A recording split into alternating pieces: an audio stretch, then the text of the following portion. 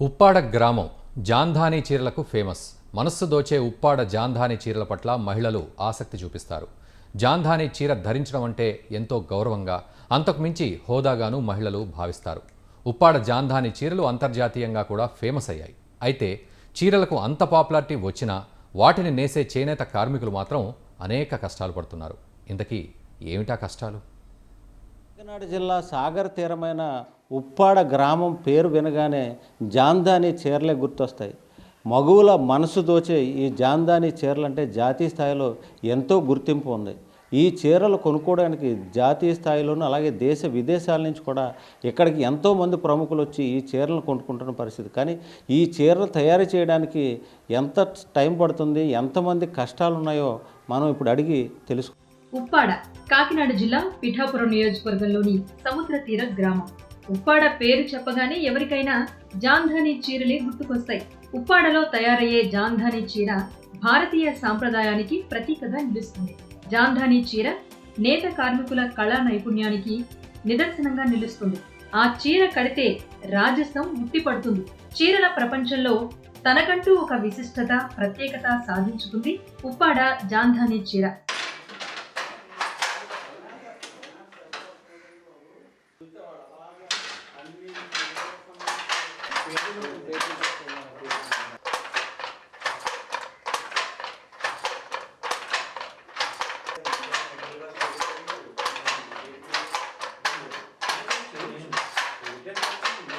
కాకినాడకు 10 కిలోమీటర్ల దూరంలో ఉన్న ఉప్పాడ వాస్తవానికి ఓ చిన్న కుగ్రామం. కానీ ఈ గ్రామానికి ప్రపంచవ్యాప్తంగా పేరు ప్రఖ్యాతులు వచ్చాయి అంటే అది కేవలం జాంధానీ చీరల వల్లనే. జాంధానీ చీరల తయారీకి ఉప్పాడ పెట్టింది పేరుగా మారింది. ఉప్పాడతో పాటు చుట్టుపక్కల 6 గ్రామాల్లో చేనేతే ప్రధాన వృత్తిగా మారింది. అది కూడా జాంధానీ చీరలు నేయటమే ప్రధాన వృత్తి అయింది.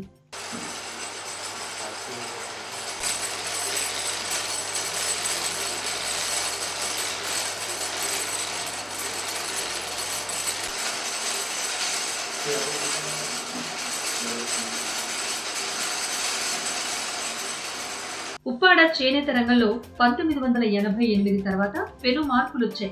గుంటూరు జిల్లా మంగళగిరికి చెందిన వీర రాఘవులు వివాహం చేసుకుని ఇక్కడే స్థిరపడ్డారు.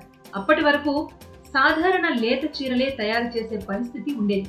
ఆ పరిస్థితి నుంచి జాంధానీ చీరలు రూపొందించే పరిస్థితి ప్రారంభమైంది.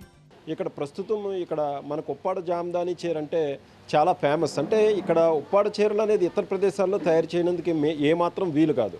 అంటే లైట్ వెయిట్ ఉంటుంది. నెక్స్ట్ వర్క్ కూడా మనకి బయట లోపల కూడా ఒకే విధంగా ఉండడం వల్ల ఈ ఉప్పాడ జాంధానీ అనేది బాగా ఫేమస్ అయింది.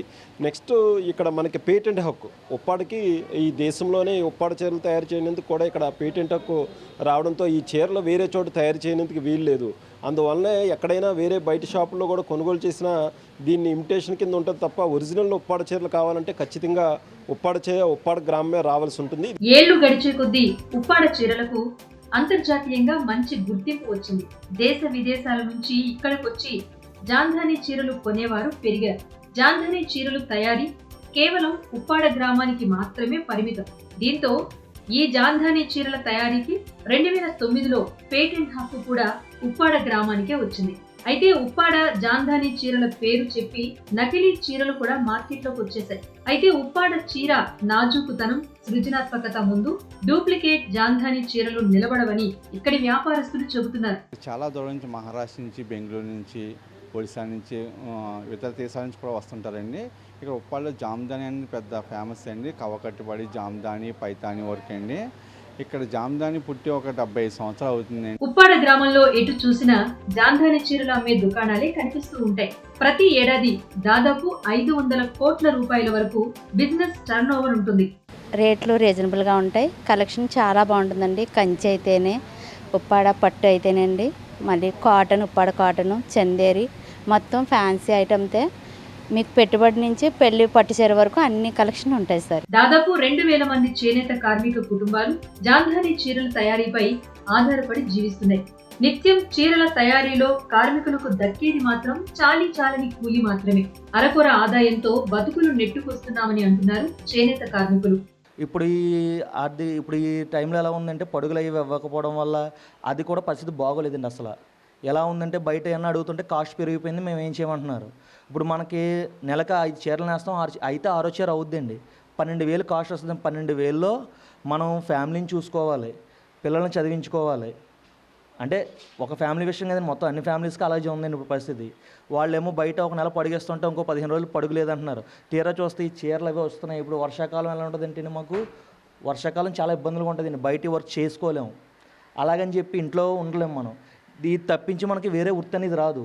ఒకవేళ మనం వేరే వృత్తి చేసుకుందామన్నా సరే మనం వేరే వృత్తి చేయలేమండి. చీరల తయారీలో ఎంతో కళా నైపుణ్యం ఉన్న చేనేత కార్మికులు ఇవాళ చేనేత రంగాన్ని వదిలి వెళ్లేందుకు సిద్ధమవుతున్నారు. పడుగు రేట్లు పెరిగిపోయాయి, నూలు రేటు కూడా పెరిగిపోయింది. దీంతో ఆదాయం అంతంత మాత్రంగానే ఉంటుందన్నారు చేనేత కార్మికులు.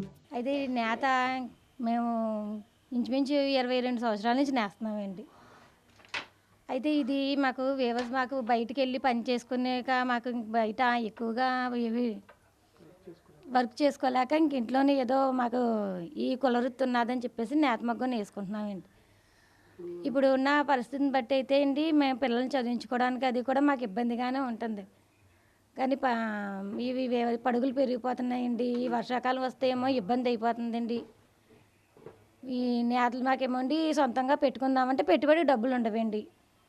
మాస్టర్ వేవర్స్ ఏమో అండి మేము బయటకు వెళ్తామంటే మీరు అప్పు కట్టండి, ఆ డబ్బులు మేము బయటకు వెళ్తే మేము ఇవ్వమని చెప్పేసి అంటారండి. అందుకని చెప్పేసి మేము వాళ్ళ దగ్గర ఇంకా అలాగా కట్టుబడండి వాళ్ళ దగ్గర అలా నేస్తూ ఉంటాం. ఏదేమైనా జాంధాని చీరలను కాపాడుకోవాలి. అలాంటి అద్భుతమైన చీరలను నేసే చేనేత కార్మికులను గుండెల్లో పెట్టుకుని చూసుకోవాలి. సర్కారు ఈ దిశగా చొరవ చూపాలని ఉప్పాడ చేనేత సముద్ర తీర ప్రాంతం ఉప్పాడ. ఈ ఉప్పాడ పేరు చెప్పగానే జామ్దాని చీరలే గుర్తుకొస్తాయి. ఈ జామ్దాని చీరల తయారీలో ఉప్పాడతో పాటు వాకతిప్ప, కొత్తపేట, మూలపేట గ్రామాలకు చెందిన 20,000 మంది చేనేత కార్మికులు చీరల తయారీలో నిమగ్నం అవుతూనే ఉన్నారు. జామ్దాని చీరలకి రోజు రోజుకి గిరాకీ పెరుగుతున్నప్పటికీ మా బతుకుల్లో మాత్రం మార్పు రావడం లేదు. అర్ధాకిలితోనే జీవించాల్సి వస్తుందని జామ్దాని చీరల తయారీ చేనేతదారులైతే కనుక ఆవేదన అయితే వ్యక్తం చేస్తున్నారు. ప్రభుత్వాలు మమ్మల్ని ఆదుకోవాలని చెప్పి కోరుతున్న పరిస్థితి ఉంది. కెమెరామెన్ సురేష్తో నవీన్, స్వతంత్ర న్యూస్, ఉప్పాడ సముద్ర తీరం నుంచి.